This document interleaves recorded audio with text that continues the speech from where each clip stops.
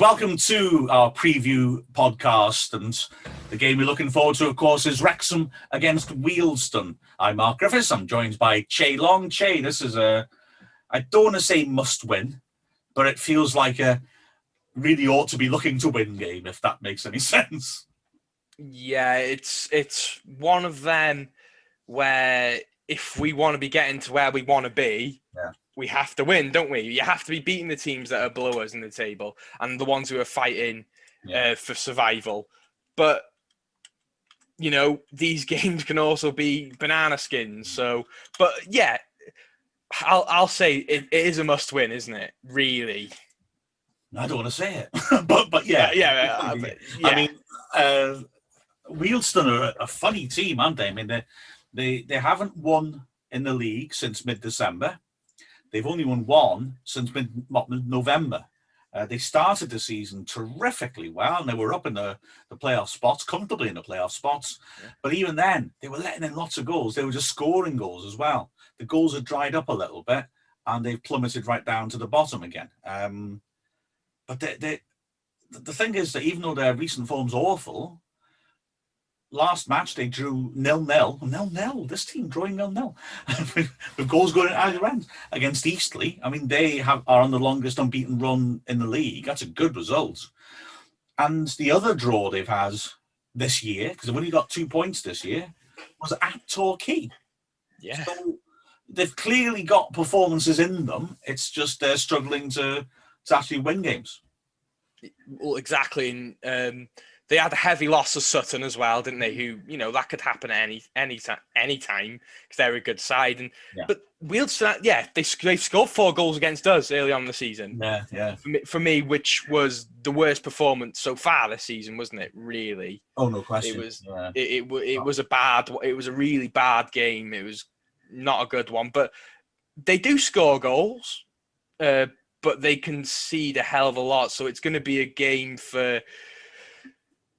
It's going to be a good game for the likes of Dior Angus and Kwame Thomas. They really need to be hitting the goal in the back of the net, don't they, for this game? Well, you would hope so. They've got to look at games like this and feel that they're capable of causing problems, wouldn't you? Really? I mean, they've got the 22nd worst away defense out of 23 teams in the division. That's not fantastic, is it? Really? No.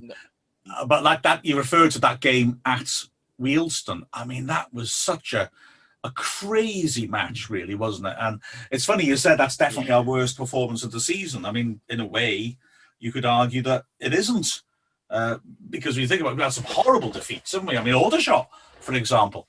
I mean, that was a game where we scored 3 goals in an away game, but actually, emotionally, I think it did feel like that, because although Wealdstone were going well, they played like a side that looked like they were going to concede goals left, right, and centre.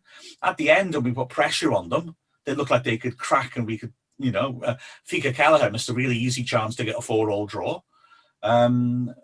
It was hugely frustrating. You know, they scored an absolute worldie. You know, it was really annoying sort of game where you thought we ought to be winning this, and somehow we're managing to lose it. It was certainly the most annoying game I think I've seen this season. Yeah, and I think when you lose to someone like Wealdstone, it can really hit you hard, can't it? When, you know, I know I've said this before, we shouldn't be so arrogant, and we are where we are for a reason, but it does hurt when you lose to Wealdstone, doesn't it? And especially the manner that we did. But it's a game that we should be winning. And for me, is Reece Hall-Johnson out for this one, do you think? I know Keats keeps cards to his chest, doesn't he? Yeah. I'm not sure. I was a bit worried the way he went down. You know, that concerned me, that. But I don't know if I'm in the inside line in that. I know I'd like to see him on the pitch getting at them, because I think, like you said, this is a front foot game where we know that if you put Wealdstone's defence under pressure, they probably let goals in. We need to be getting at them and being positive, and having those 2 wing backs would be fantastic, to the extent that I'm looking at Paul Rutherford behind you and wondering if you might even consider using Rutherford as a wing back. And Rutherford defensively, I'm not comfortable with him at all as a wing back, but the fact that he could drive forwards, you know, maybe we need to have a holding midfielder if Jay Harris is coming back, you know, to stiffen up the midfield. But it could be that we use an attacking player like Rutherford. I think Durrell might be too much of a stretch just to try and get at them.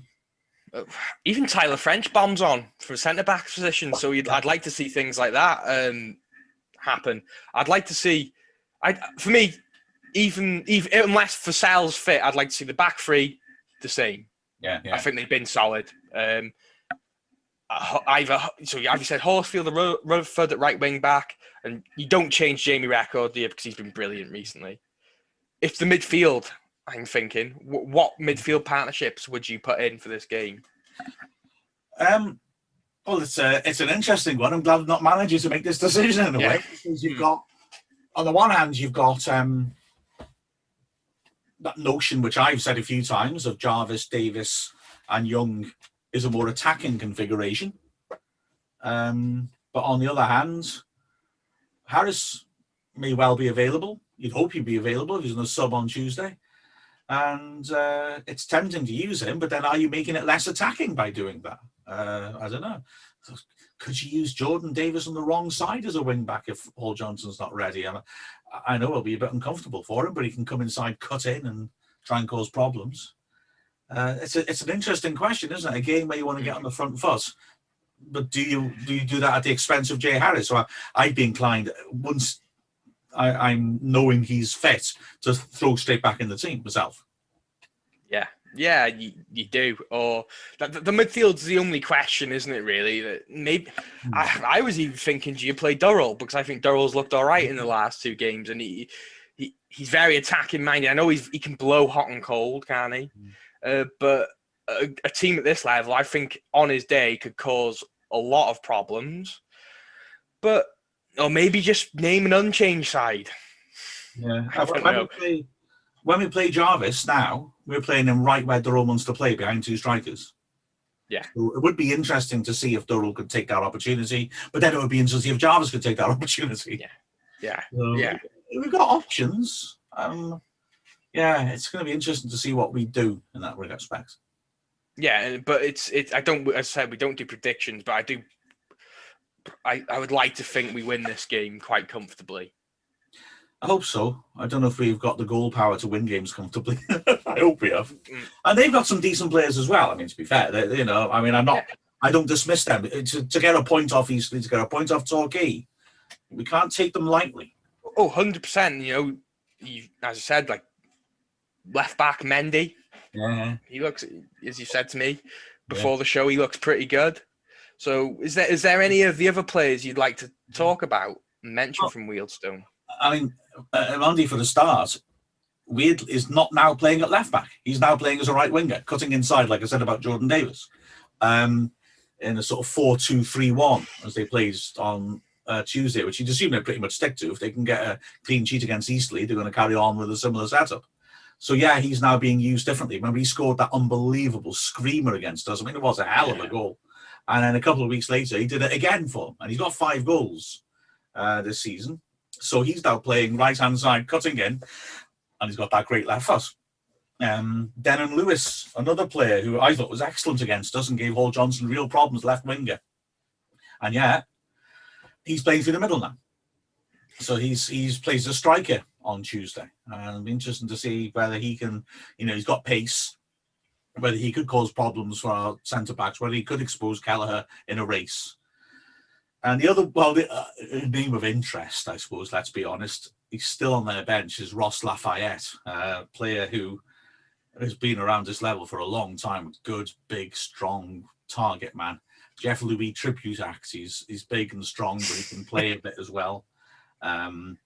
Scored a screamer in Dean Keats' first spell when he was manager, when we were going for promotion, and Sutton were up there as well. It was a bit of an irksome moment, to be honest with you. We played really, really well. We were winning 1-0. I think I remember correctly, did Marcus Kelly score his first goal for us in that match? And we should have been ahead by more. It was a brilliant performance, but it was only 1-0. Lafayette in the second half went chest high, studs up on a player and should have been sent off, and the ref didn't send him off. And then, 93rd minute, at the Cop end, he scored an equaliser, which got them a point with the most unbelievable volley from the edge of the area. I mean, he's old now. He's 35 now. He's not starting regularly at all. I think I'm right in saying in the league, 7 starts and 6 off the bench. But he's certainly a bloke who will cause problems in the air and can do the unexpected, even at this age, coming off the bench. So he's a player to watch out for. They definitely have good attacking options. It's just that we've got to make sure the game's played in their half and we can put our chances away. Yeah, and we do have the players that can score goals and put games away as well. Dior Angus and Kwame Thomas are good strikers, and we also have Ponticelli who can come off the bench and Durrell who can come off the bench. So I'm reasonably confident about Saturday, but you can never be too overconfident. These guys did beat us early on in the season. Exactly right. Well, just to hope we can get the result that we need to keep that promotion push going, I reckon. Yeah. So, remember, you can watch the game on the live stream. You can also listen to our commentary on Mixlr. I hope you're enjoying that live stream, though, with all the new multi-camera angles. It does look rather snazzy, doesn't it? And remember that we'll have all the usual stuff after the match. Interviews, highlights, they'll be out at midnight Monday morning, and also the podcast analysing the game. So, enjoy the game in as many ways as you can. Remember, subscribe, review, all those things. Get your notifications on, because all these channels of the club raise funds for the club. And with that, enjoy the game. We've Mark Griffiths and Chay Long from the Wrexham AFC media team. Adios. Thanks very much for watching. Please subscribe as well so you don't miss out on any of our content, and click the bell to get notifications.